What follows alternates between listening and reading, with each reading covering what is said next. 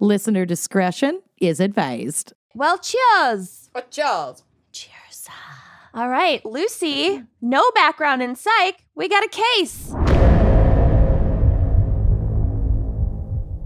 That's good. That's good. Hit Should I us shake with my it. bones? Yeah. Yeah, shake them. I just gotta leave them out. I don't know why I ever put them away. Woo! Don't make me laugh when I'm drinking a whiskey cocktail. It's good for your sinuses. It's going to be a really rough episode. It's antiseptic.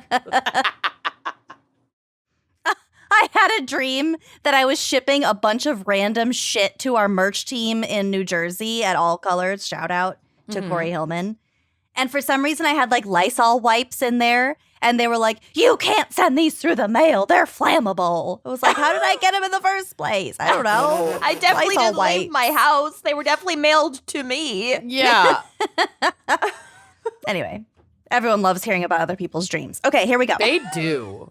Myself included. Okay. So Ernest P. Pletch was born in 1910 in Frankfort, Indiana. His father, named Guy, he was just a guy. Guy Pletch. Oh, no. Wow. He was a wealthy farmer and a county Republican legislator, and so the family had pretty good money. He wanted for nothing. Okay. As a teenager, Ernest Pletch was a pretty good mechanic. He's been described as like a genius at mechanics. Okay. So he liked to tinker with cars and tractors and invent some things rather than pulling his weight with farm duties, like kind of a brat, we'll just say. A little tinkerer. He didn't like to do his chores. He didn't like to do his chores. Yeah, he didn't like the manual labor business. He was also really into airplanes, as many interwar young men were around this time of Charles Lindbergh. Charles Lindbergh, handsome airplane fascist. Planeman. Planeman fascist. Fascist aeroplaneman. So Pletch later said, quote, "I've always been crazy about flying. I would rather fly than eat." He was also reading a lot of books about airplanes and sort of starting to teach himself how to fly. He was just really fucking into it. We didn't do the same case, but it's super funny that this is your case. I'm glad we didn't do this. What? We didn't. Okay, good. Okay. We'll get to it. In 1926, at the age of 16, while he was still in school, Pletch asked his father to buy him an airplane. As you do. Okay. No big deal. Request received and ignored. Yeah, that's when your parents are like, here's a kite. Can you Just go. be happy with what you have? Yeah. Make sure to run real fast. There's make an her- L over there. To like make her judging fly. from your farm duties experience, like Yeah, you I didn't haven't wanna earned do a that, fucking plane. so- I'm sorry. What's the craziest thing you ever asked for from your parents? A microscope. I never got it. Oh, you should have. That would have been. You should get yourself a microscope now. Well, now I want a rock tumbler. What? I would rather have a rock tumbler now. Agreed. I have a friend with a rock tumbler. He makes I don't cool know stuff. what that is. It like you Tumbles put rocks in rocks. it and it tumbles them to make them smooth and shiny and Yeah. like reveal their colors and stuff. Anytime you have a smooth rock like this or like this, It's been through a or rock like tumbler. this or like this, Or the ocean. no, Yeah, no, but no, the no, ocean doesn't make it glossy like a Look rock at tumbler does. well, you can't see me. We're in Santorini, but these are tumbled rocks. Everyone's gonna think we're actually in Santorini. We're not. It's, And that's on it's them. The Skype Oh, we're not. background. We're really not. That's super on you if you think we're actually in Santorini. I haven't gotten organic vitamin D in a long time. That is all in pill form. Okay. That's fair. Okay, so justifiably, his father was like, no. Mm-hmm. But also, like, not flat out no. He just said, you're going to have to finish high school before I okay. buy you an airplane. Okay. Okay. And If you get apparently, all A's. this Then I'll was buy you an airplane. this was too much for Pletch. He got pissed. He dropped out of school. He married his girlfriend, and he ran away to join the circus. Wow. What? Drama king. Teenagers. Wait. Well, He demanded an airplane, and when he didn't get one, he dropped out of school, married his girlfriend, and joined the circus? Well, he didn't join the circus right away. And actually, it's not like technically a circus, but that was like too good of a sentence not to say. Fair. But his girlfriend was like 15 or 16 at the time. He definitely dropped out of school. He definitely married her, and he definitely ran away. And then he later joined something adjacent to a circus. It counts. It counts. So he spent about 9 years probably working as a mechanic, but he was definitely estranged from his family during this time. And no one really knows like what he was doing or where he was doing it in this time span. But it was about 9 years. Also, I couldn't find any word on what happened to his child bride, but at some point within this time, the two split up, which It didn't work out when they Who got knew? married and I'm she was shocked. 15 and then he joined the circus. It didn't work out. Oh, no. Oh, Wow. what a shame. Wow. Say. I thought that love would last forever. Color me shocked. So in early 1938, Pletch got a job with a traveling fair. Here we go, the circus. But keep in mind, this was like 9 years later. That happened to feature air shows and offer short plane rides to fairgoers. And here's a quote from Smithsonian Magazine. Quote, "This was no ordinary job, and Pletch was working with no ordinary fare. His employer was the Royal American Shows, an enormous traveling fun fair that toured through the United States and Canada for 9 months each year, billing itself both as, quote, the most beautiful show on earth, and as the proud possessor of the world's largest midway." So it's like a big traveling fair deal. What is a midway? Just like the area where the fun fair exists? The midway is where it's like the main thoroughfare where all the games and the people shouting are. Okay. Got it. Food, games, stuff like that. The attractions that Pletch would have worked alongside include girly shows that featured the likes of Gypsy Rose Lee, not to be confused with Gypsy Lee Rose. Mm-hmm. When the fair traveled, it did so using its own special train, which at its peak consisted of almost 100 carriages. So it was like fucking big. That is fucking big. Just rumbling through North America, Mm-hmm. Yep. putting people on airplanes. Pitching tents wherever they pleased. Dang. He loved watching the pilots do their thing, and this only deepened his desire to fly airplanes. In 1938, he decided that he had learned all he could about flying from books and watching others fly planes. And so he took it. So he took it upon himself to get some real hands-on experience. He returned to Frankfort, Indiana, his hometown, and in the middle of the night, he stole an airplane and safely flew it 75 miles. He says, quote, "It was the first time I had ever been at the controls. The boys said it couldn't be done. I took off in that plane at 3 o'clock in the morning and flew it to Danville, Illinois, and landed it in a 7-acre field." He didn't want to get guy. right. Literally. He didn't want to get caught with the stolen airplane, so he continued flying another 155 miles to Vernon, Illinois, where he fully pretended to be a freelance pilot and offered lessons to paying customers. So he just stole the airplane and made it his business now. Yep. Mm-hmm. Did he know the airplane owner? He must have, if it was back in his hometown. He must have known. He probably knew that this guy owned a plane and the plane would be in his barn and blah, blah, blah. Right. But wow. The audacity, Harry Potter and the audacity of this bitch. Of this Pletch. Of this Pletch. Uh, I pledge allegiance to this Pletch. Of the United Pletch of Ameripletch. They probably didn't know it was him because he hadn't been home in 9 years. You know? Maybe, Yeah, I yeah. mean, well, we'll get to it, but the authorities are aware that this airplane was stolen. They had no idea who took it at this time, but things are going to fall apart at some point. Go figure. They always do. Yeah. So he's giving, he's a freelance pilot giving little lessons to, whoever.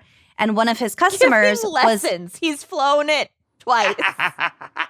yeah. Oh, With no other hands-on training. the balls on this dude. I can't. Yeah. So one of his customers was a 17-year-old girl named Goldie Gherkin. Love her. She's amazing. No notes. Love everything about this. Mhm.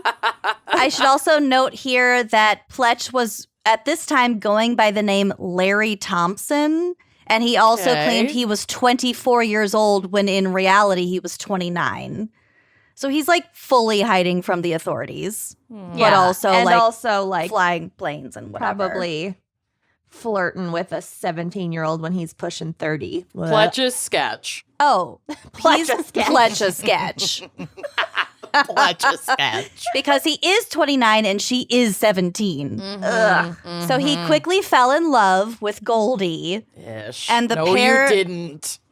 and the pair spent the next 5 days flying around and just smooching, falling in Ugh. love, whatever. Hate that journey. It was for an them. aerial romance. Sitting in a plane. Ish. Mm-hmm.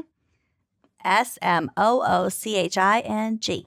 Ick. Hate it. On the 5th day of their romance, Pletch asked Goldie to marry him, and she refused. So he just dropped her off in a random field and flew away. Okay, I Um, super love her. she's like, nah. It's one of the articles was like he left her under a tree in a cow pasture and just flew away.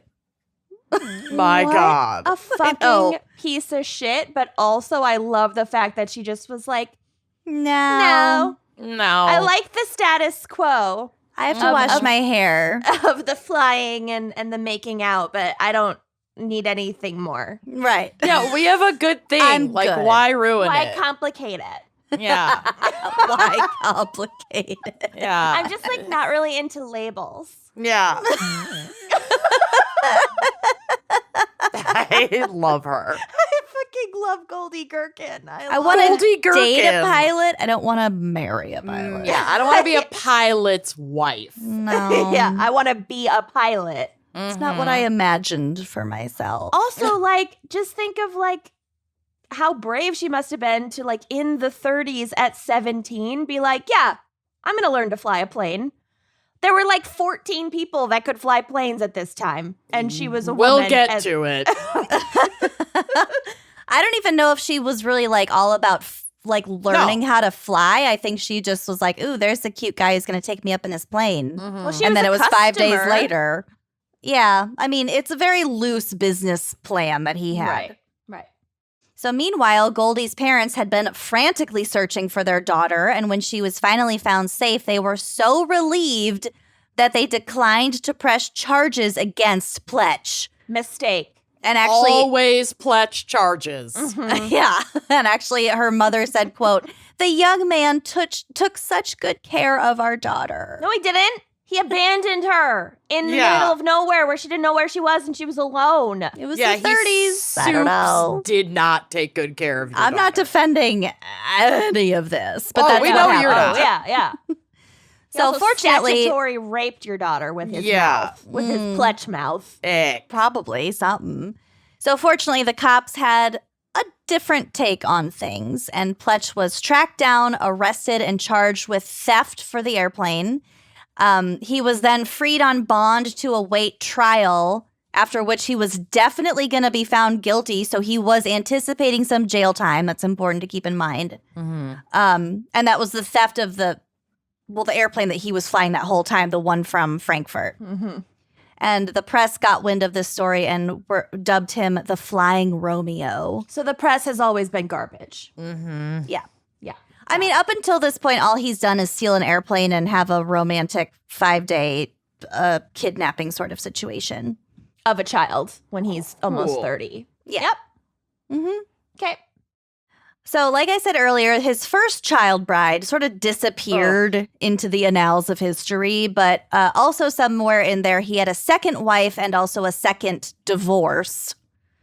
It's kind of hard to keep track because this dude is extremely slippery and he tells a lot of lies.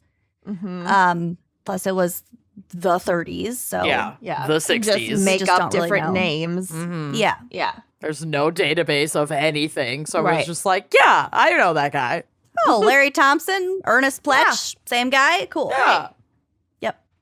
So we can be almost certain, though, that while he was out on bond, he rejoined the Royal American shows, and that it was the carnival that took him to Missouri, where in September 1939, he married Frances Bales of Palmyra, Missouri. So wife number Another child bride.